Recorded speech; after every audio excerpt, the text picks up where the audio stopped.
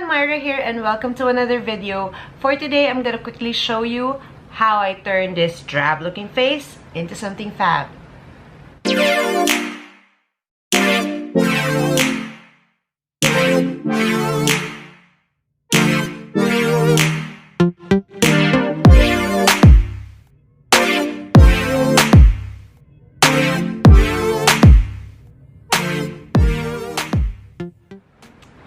So to begin with, I already start by spritzing my face with this collagen face mist by Skin Lab, and lately I've been using this to quickly moisturize my face kasi ako yung tao na tamad na mag-moisturizer, and that's not something that I really do.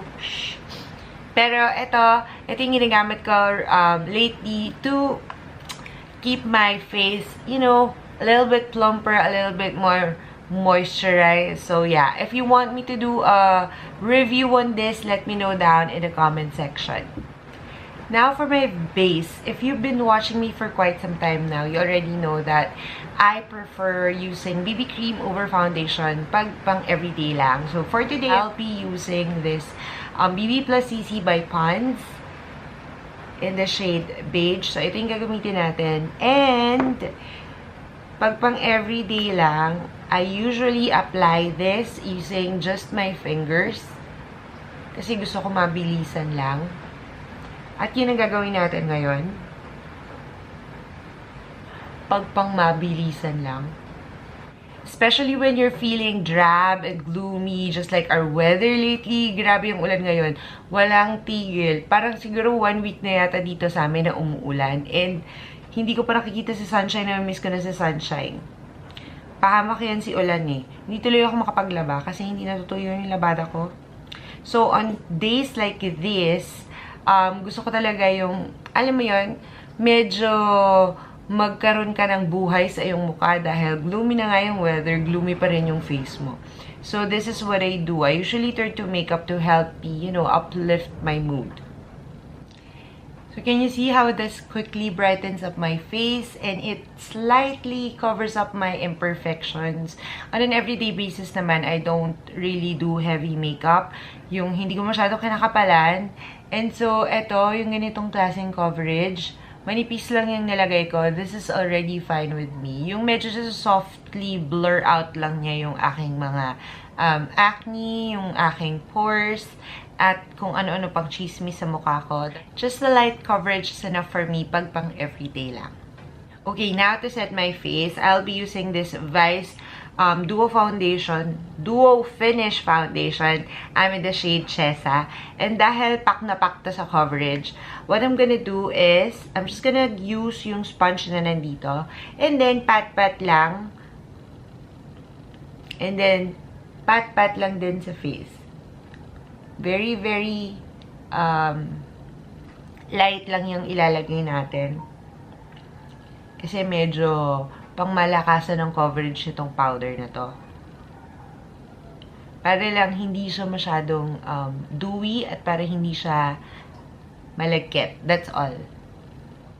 So there, medyo nawala na yung dewiness, pero meron pang konting glow na nakikita dito sa high points ng aking cheeks. Now, moving on sa ating kilay. So, para mabigyan ng buhay ang ating kilay, I'll be using this Caroline Best Brow Liner. Ayan. Yung light brown na shade. And then, I'm just gonna quickly fill in my brows. Nothing so precise and pakak. Gusto lang natin bigyan ng buhay ang ating kilay. So, that's what I'm gonna do. Quickly with light strokes lang. And then, I'm just gonna brush it up. There you go. Now the other one. Now to quickly put back life into our cheeks, I'll be using this Aura Blush in the shade Shala. Ayan. And then, I'm just gonna do a quick brush on the cheeks with this color. Pa-drunk blush tayo kasi malakas maka-fresh ang drunk blush. Very natural lang. Parang sun-kissed lang ang peg. yet very light lang. Di tayo gagawa ng putok na cheeks ngayon kasi ang ina-achieve natin is fresh-looking face lang. Nothing too putok. I think my light is washing out the color of this blush. Pero I hope you can see.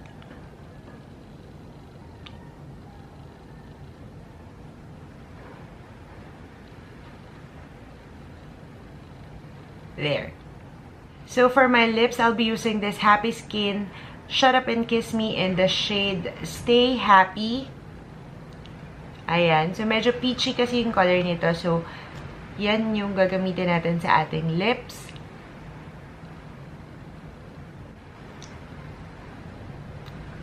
And then what I'm gonna do is I'm gonna slightly pat my fingers para maging soft matte siya. Maglalagay din ako sa eyes for that monochromatic look. What I'm gonna do is, ilalagay ko to sa likod ng aking kamay, just like so. So, parang nagsaswatch lang tayo. And then, magpapat ako dito. And then, when I already have that color on my finger, I'm going to pat that on my lids.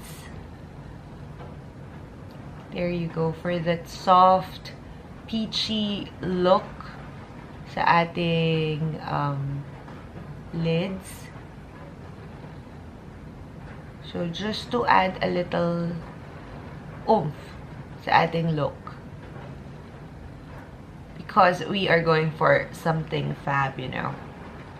And because this doesn't dry matte on the lids and medyo dewy pa yung ating eyelids, I'm just gonna use matte eyeshadow na light, na medyo peachy. So, today I'll be using this all matte eyeshadow from Detail Makeover 01 Day, yung palette, this one. And I'll be using this shade right here. Kasi medyo peachy siya, and this is a light matte shade. So, this is perfect to set our eyelids. So, what I'm gonna do is, I'm just gonna pat here and then pat sa eyelids para maset siya. And then, I'm just gonna quickly brush.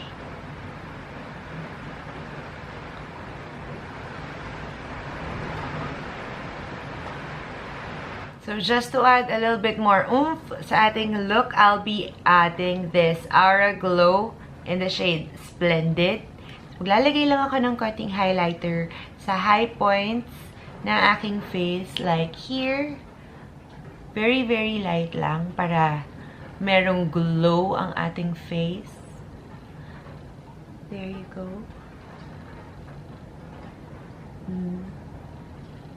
Sabi ko konti lang. Parang nagiging blinding na siya. Pero I love my highlights. So, sige lang. And then sa tip ng nose. So, to finish up the look, I just tied my hair up with a little help of my handy-dandy chok-chok. And I added a little dainty earrings just to make a little pa-cute.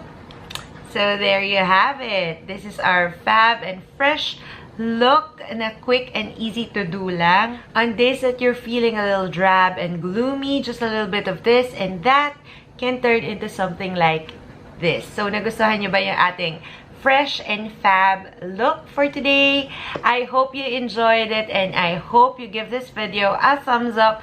If you haven't subscribed yet, please do consider being part of my family by subscribing to my channel. Thank you so much for watching and I hope to see you again on my next video. Bye! No, no, no.